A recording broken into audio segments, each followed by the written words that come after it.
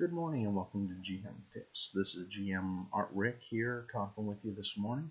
I hope you're having a great morning so far. The topic I want to talk a little bit about is alignment. Hang on, let me adjust the light a little bit. There we go. So, a lot of campaigns and a lot of systems don't have alignment. Gamma World doesn't. I do not believe Mutants and Masterminds does. I don't know if Numenera does. I know in a lot of the Fate, I believe, as well as the Savage Worlds system, I don't think any of those use alignment necessarily. I don't think Call of Cthulhu does either. The two systems that tend to really rely on alignment a lot, very heavily, are Dungeons and Dragons and, of course, Pathfinder. So I wanted to do a little dive as a GM into how do you deal with alignment issues with your players, because you're going to run into this. You're going to have players that don't understand alignments and that will truly take that for granted and try to work around it. So one thing I wanted to do is do a dive into alignments and talk a little bit about that, because I think alignments are important to discuss if you're going to use them in your campaign, and that's up to you. You don't have to use alignments. Alignment is simply set there to try to give people a boundary of how they should play some of the classes and characters, especially when it comes to like paladins. That's one that's always contested all the time, is a paladin's alignment. And what we would say is, and again, this is something that I'll throw in there. And this is a great passage out of the GM's Guide on page 68. And they make a great statement here, so I'm going to read it verbatim, because I think it really hits some things that we have to consider as GMs. It says, alignment is easily one of the most debated topics in role-playing, and straddles the line between descriptive element and rules element. However, how it is treated varies widely. For some GMs, it is merely a two-letter description, and that's true. They don't hold their players to it at all. While for others, it is the web of permissions and restrictions, and I see that as a little bit more of the rule structural GMs who like to use that to really define things. Sorting out how this system works is important, and it determines how players portray their characters and how you as a GM can adjudicate certain aspects of the game. And I love this point right here. Alignment exists primarily to define and summarize the moral and ethical tendencies of characters in the game. So really, alignment defines the moral and ethical tendencies of how your character is and how they look at the world and how it forms the judgments of what they're going to do.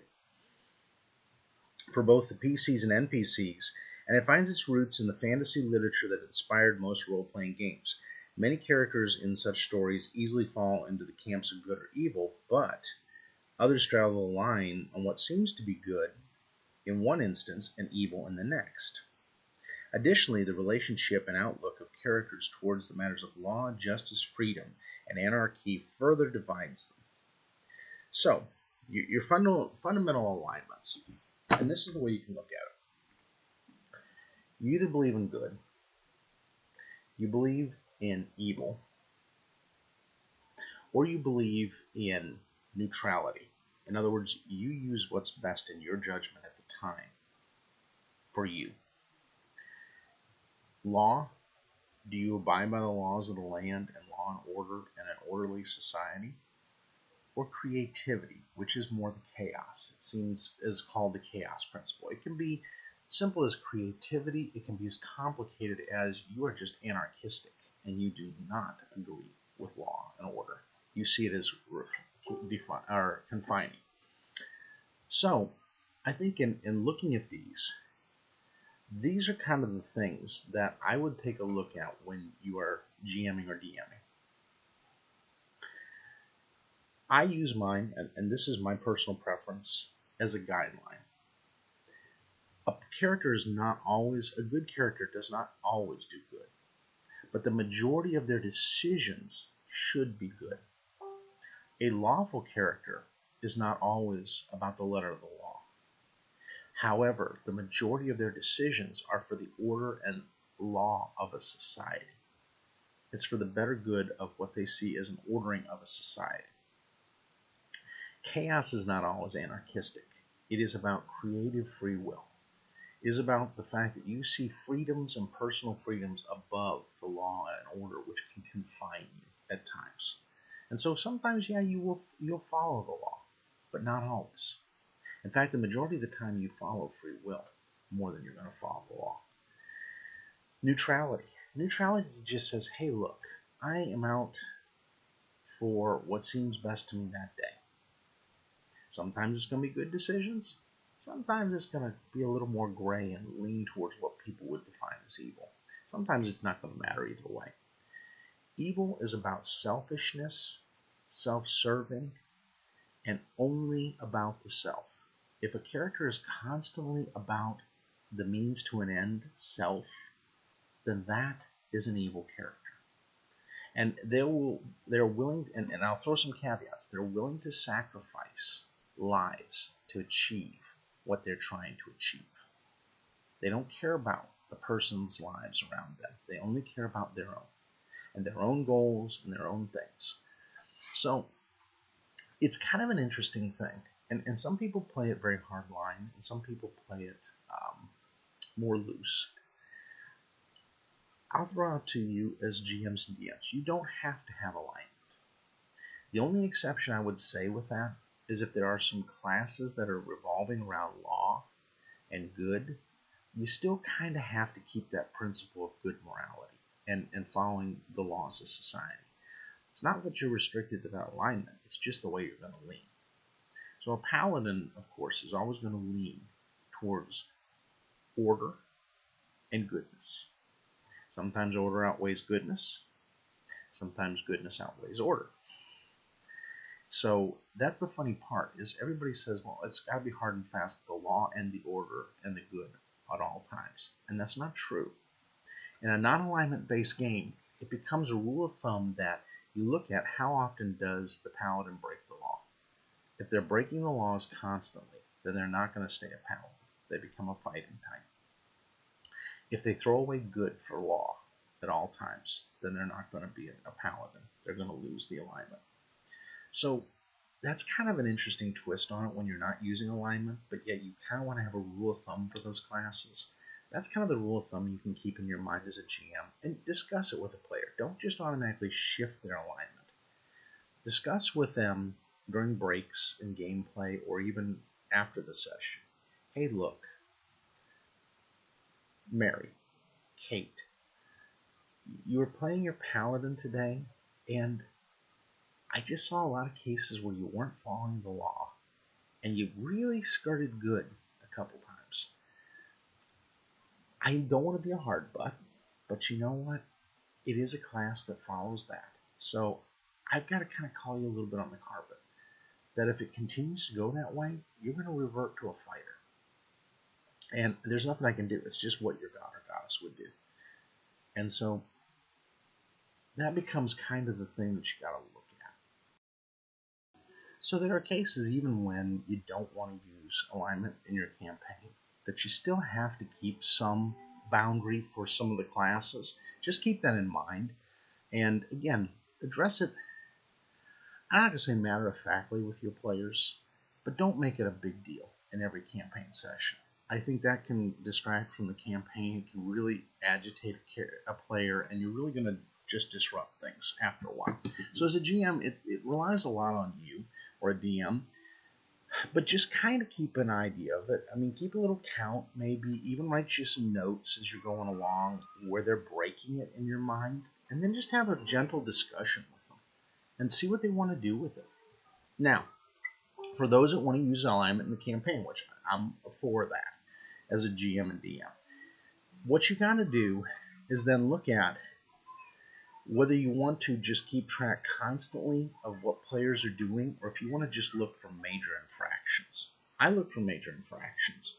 Look, you're going to make little variances here and there, and at the end of time, you know, like in Pathfinder, and I kind of make a point of this in one of my posts in a group, Pharasma's purpose as a goddess besides the healing, besides the life and death, and besides prophecy, she has the weight on her shoulders of bringing souls in that kind of questionably did their alignments. So say there was a lawful good that really erred more chaotic than law.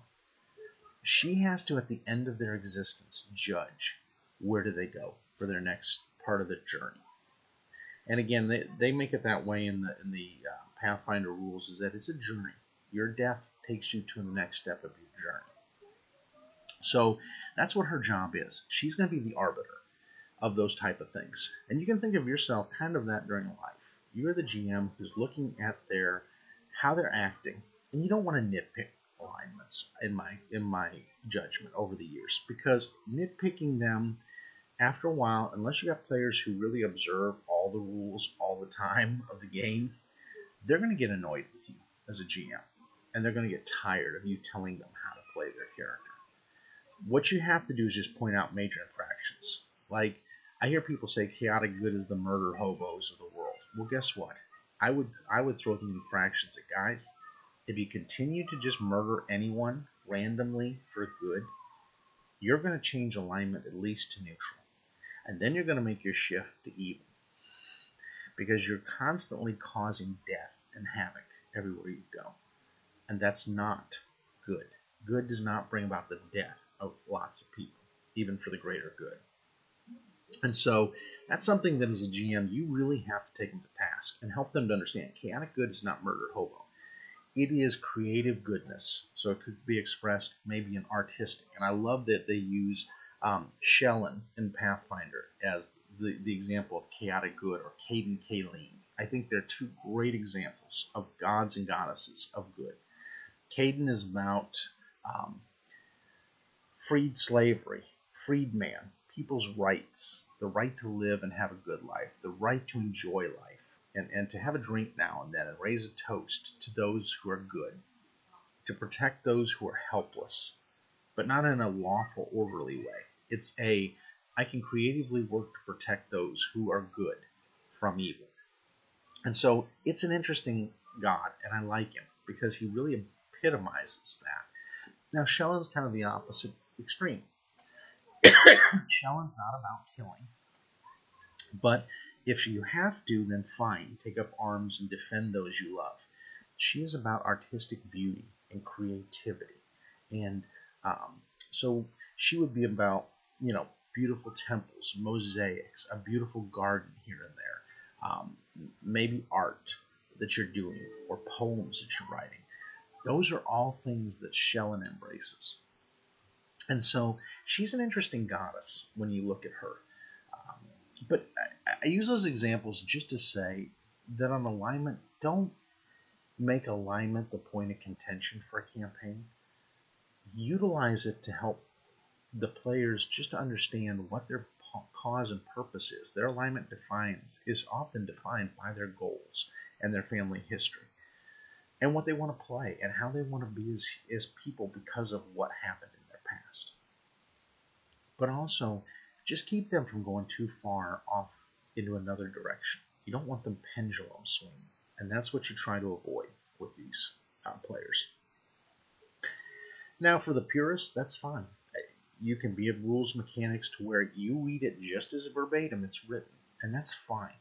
Okay, as long as your players are on board with it and they don't have a problem with how you do it, I'm not going to tell you to change how you GM. I had an argument in one of the groups with a GM that way that was saying, hey, Rick, it is about the structure of the rules, and players need to respect that, and they need to respect your call as a GM, that if you stop things down and say, that's the rule, that's the rule. But if you're wrong, you also admit in session and have the players calling you on the carpet and say, you know what, you misinterpreted that. I think that's good if everybody's on board for that. And if it doesn't disrupt how you guys are having fun, and it actually makes it more fun, more power to you. Though I will say, most players are not that way, and most players want to have a little bit of freedom to not be bossed and told how to play their game. And so you really have to look at that as a GM and try to apply it to each one, especially when it comes to alignment. So if you're a hard, fast rules guy and you really want to, as a GM, Say, this is the alignment, neutral good is this, and I'm going to hold you to it. And if you go too far out of it in any session, I'm going to change your alignment. And as long as the player agrees with it, that's your choice. And you know what? Can create some interesting, fun situations, especially in shifts of deities and everything else. So, again, utilize alignment however you want to create a great story. It is about just giving you the idea of what the moral values of that NPC or PC is going to be, or even of the monster. So, for instance, Drow tend to hate life, and they are very much about opportunism, and they're very much about doing whatever it takes to get ahead, and that's why so many chaotic and neutral evils among their alignments. They're a society that believes, do what you gotta do.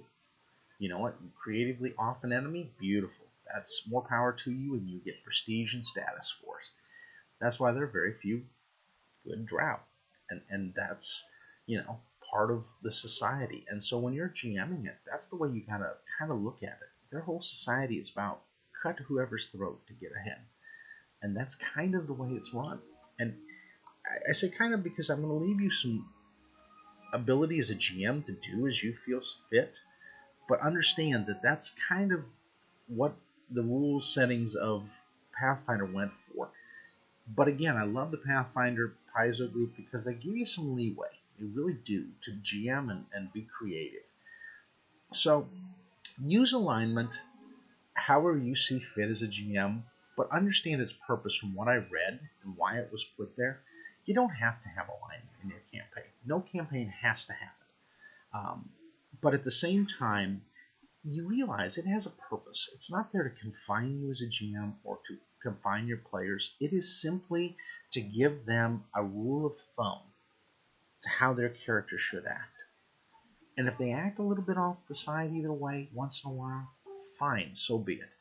But just keep that in mind when you are working with alignment, and I hope it helps a little bit with that.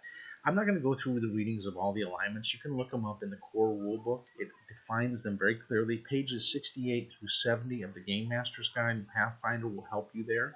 The DM's Guide will help you guys as well in 5e, and as well as the Player's Handbook. So just keep in mind those sessions. Go over maybe with your players, especially if it's the first time for them and for you, so that they understand that, and they understand you're not trying to do this to be a stick in the mud, but you're helping them to understand that their character has tendencies. And those tendencies should fall, for the most part, in that boundary. And if it doesn't, it's going to affect their relationship after that life with their deity and with possibly their class functions on whether they can be a class or not. So I hope this helps this morning. I hope you have a great rest of your day. If it's in the evening for you guys, have a good night, good night's sleep, and I just can't wait to talk with you guys on another topic.